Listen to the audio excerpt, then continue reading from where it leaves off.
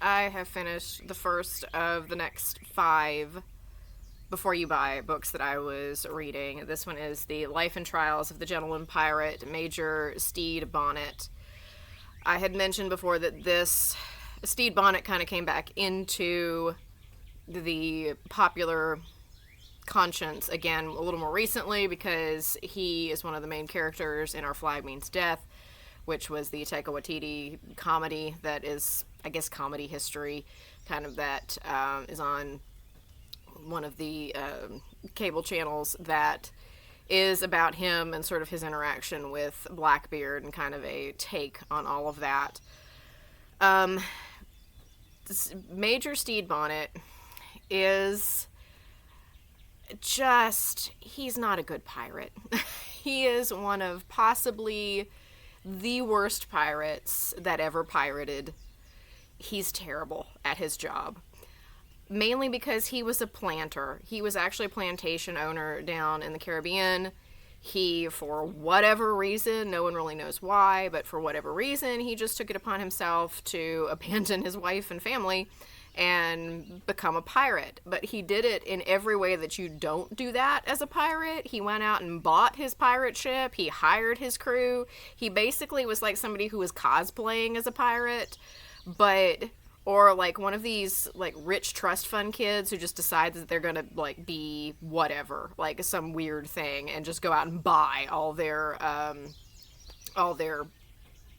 accolades and whatever they have to be a rapper or actor or whatever. Get daddy to foot the bill. Well, Stede Bonnet was basically, he was independently wealthy because of the plantation, and he had a lot of money, so he just took that money and bought all his stuff. He had a fully stocked library on his ship. Like, the whole thing is just so bizarre that of why he would do this. No one can even really figure out why he did this. Like, midlife crisis, like, no one really has a clue as to what was going on here. So he hires this whole crew, goes out, has a little bit of success when he starts out, and then proceeds to just screw it up royally. He attacks a Spanish man of war, which was basically probably he shouldn't have done. It was too big of a ship to deal with on his end, and ended up basically, he got really hurt in the process and lost, and his crew kind of had a crisis of confidence then in him, and that's kind of when Blackbeard comes in here. Edward Teach shows up, and initially they kind of like each other. It seems like they're okay, and he kind of finagles his way into taking over the ship, and they have a pirate fleet, so Bonnet is just kind of a guest on the ship for a good long time. Then he kind of gets command again, and again they have a screw up when they go to attack another ship and it goes badly, and then sort of the crew is like, no, we don't trust him. And then he's sort of nominally in charge, but this other guy, I believe his name's Robert Tucker, ends up being the one who's sort of majorly calling the shots through most of the rest of the career that Stede Bonnet had. Now, Stede Bonnet was one of the ones who took the governor's offer of immunity if you stopped being a pirate, basically. There was one point in time that there was such a situation with the piracy that they decided that they would give you immunity if you would just go in and say, I won't be a pirate anymore, and kept to that, and they, you could go along scot-free. Well, Stede Bonnet did that, then he proceeds to go back to pirating, but he does it in a weird way. Like, it seems like he's sort of trying to skirt the line of both, because when he will, like, attack a ship, he will take the stuff, and then he will take their stuff and, like, give them stuff they don't really want. Like, here, I'm taking all your stuff, and here's some barrels of rice, and some molasses. Here you go. It was like he was trying to keep some argument that he wasn't actually a pirate. Now, he finally ended up getting into it at the end by attacking another ship, and a pretty well-known person was on there from the Carolinas. And when he went back, he got attacked. Basically, Bonnet got attacked again. It was another ship he was not interested in fighting, so they just surrendered. And this person that he had waylaid and kidnapped and basically terrorized. If that's one thing that you find out in this book, it's a lot of the pirates basically are operating. It had to have been terrifying to travel during this time period to try to do any sort of sailing trade, anything like that, because these pirates were, once they got you, it just sort of was a terrorizing situation. You didn't know what they were actually going to do. They threatened a lot of stuff. Blackbeard sometimes carried it through, sometimes didn't. Stede Bonnet is the one that has gone down in legend as being the one that they said actually made people walk the plank. That doesn't seem true, according to this researcher. He's like, well, that seems like stories that were sort of made up and attributed to him later on for whatever reason.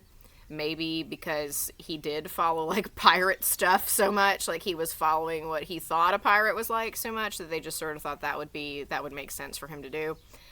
But, and they said basically, when it came to the more brutal behavior, that was probably the Robert Tucker, not acting in charge, not really Stede Bonnet. But Stede Bonnet ends up captured. He and his crew are put on trial.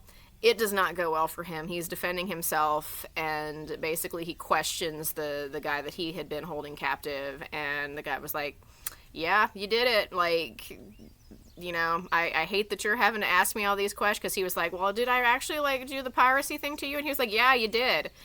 He was like, I hate to have to say it to your face, but yes, you did. I'm not sure what you thought you were going to accomplish by questioning me otherwise.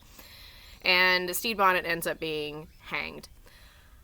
This is just the strangest career of a pirate in a career of a type of thing, piracy, being something that's just kind of weird anyway, and we have this sort of kind of mythology to it, and we've sort of have this whole kind of romanticized version of piracy and whatever.